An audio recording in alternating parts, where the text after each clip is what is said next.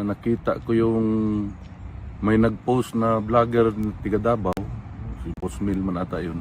Yes, sir. Nakita ko, na rin, yun, nagtatanong-tanong ako, may bagong aso na naman ang bangag na pamilya. Matibay yan, matibay. Matibay yan siya. Nakilala ko rin yan noon, way back. Pinakilala sa akin, way back 2017, yung matibay na tao na yan. Intindihan naman natin kasi may galit yan. May galit kasi ang napag-alaman ko noon, nung nagpakilala, gustong mag-apply sa isang posisyon sa gobyerno, napag-alaman namin na corrupt, kaya hindi natanggap. No? Alam mo naman to si Presidente Rudy, pag imbestiga, pag sa corruption ng tao, erase ka na agad sa mundo niya. So, maintindihan natin kung may galit yung bibisita, pero matibay yan siya.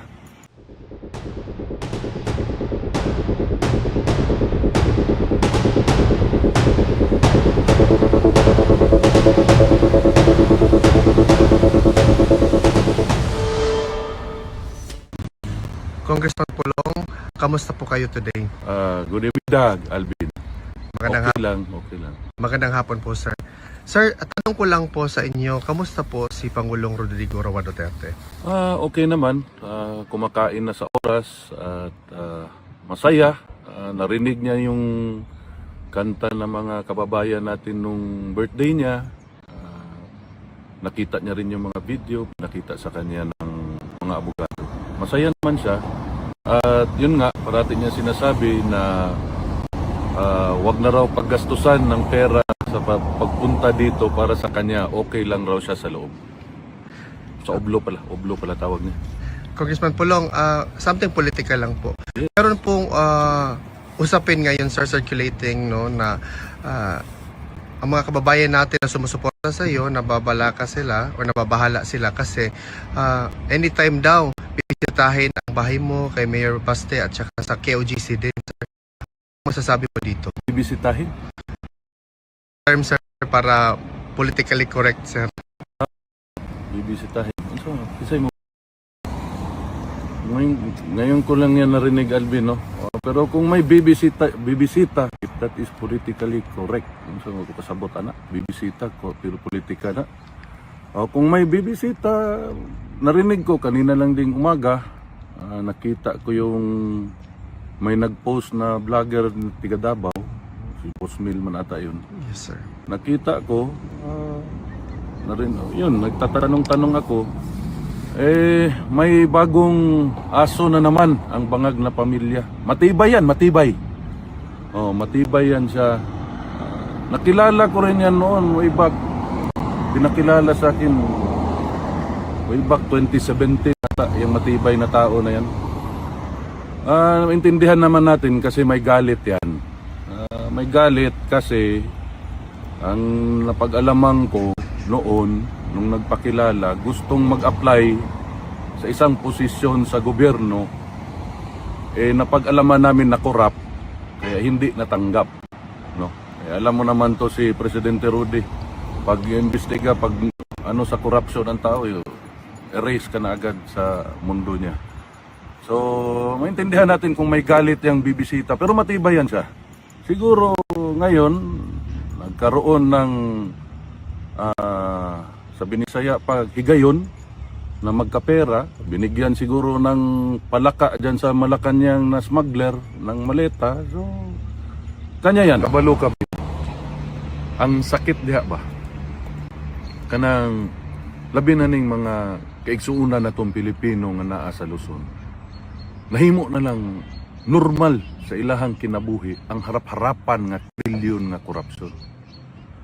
Walay ni tingog, walay ni react, wala tanan kanang sakit kay tanawon.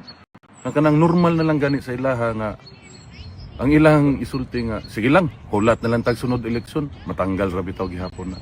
Pero wa nila gitan-aw nga ang adlaw-adlaw nga korupsyon niabot na og trilyon ang gikawat sa ilaha.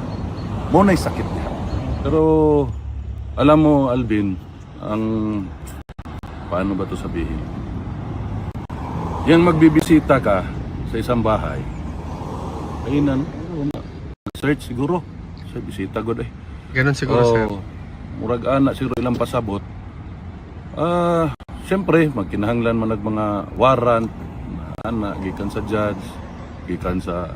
Ang tanong partisipar diha, basta inimbento gani ng inyong pagbisita sa among mga balay, sugod sa judge na nag-issue ug sa mga abogado nga ni appeal ng mga iro ni Matibay, ang mga ganang matibay na tao, pailad ro na namog kaso dismarbet pag-abot sa panahon. Ana ra na bin. Kabalo ka, alam nyo, no? Isa lang hilingin ko, tama pala, James. Og imo ni makitaan karon sa imong Facebook. Palihog lang, i-secure daan ang akong mga ginamos ug akong kusahos nga kabaw nga gikan sa akong mga paryentes Danau kay hinaguan na nila. Tagua daan kay basig ilaha pang hilabtan. Unya, ato ni sumpayan pa. Kay mo bisita man ka sila sa akong balay.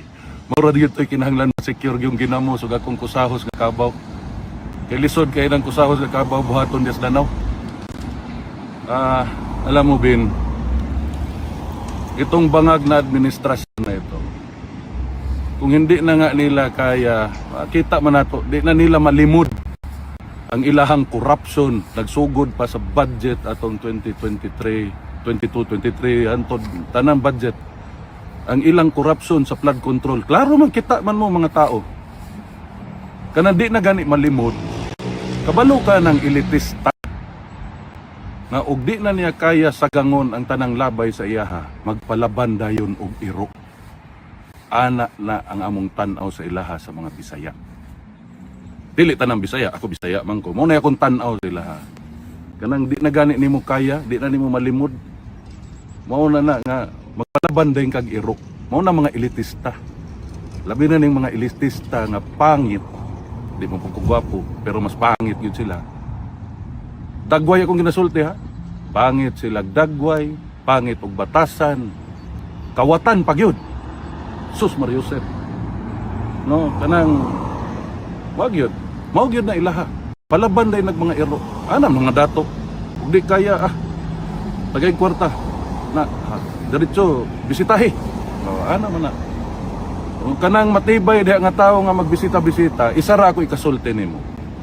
Pagdating ng panahon, kasi pag bumibisita ka, balita ko, matibay ka, nagpo-full battle gear ka. Pagdating ng panahon na may kaharap ka na naka-full battle gear, matibay ka man kaya, huwag kang pumiyok ha. Yun lang po. Next question please. Sir, another question po. Ano po yung masasabi mo na ang sinusunod daw sa Kongreso ngayon ay hindi yung speaker, sir, but mismo si Congressman Sandro Marcos? Meron po ba kayong opinion dito? Sino yan si Sandro Marcos? Huwag man gani, siguro na agig kapitan. So, hindi balaan na. Sus Mariusep. Huwag kailan na. Who is he? Pero natin nibalaan siya yan. Hindi na ako masulti dire kay malaybel ta. Gaoban, may anak sa nag-inom. Sir, just to conclude this interview, ano po yung masasabi nyo sa mga kababayan natin hanggang ngayon, sir? Patuloy pa rin, malakas pa rin ang suporta kay dating Pangulong Rodrigo Roa Duterte at sa pamilyang Duterte in general. Hartelijk dank aan jullie allemaal en goed zijn ons allen. Goedemiddag, Alvin. Maraming salamat kong mabuhay po.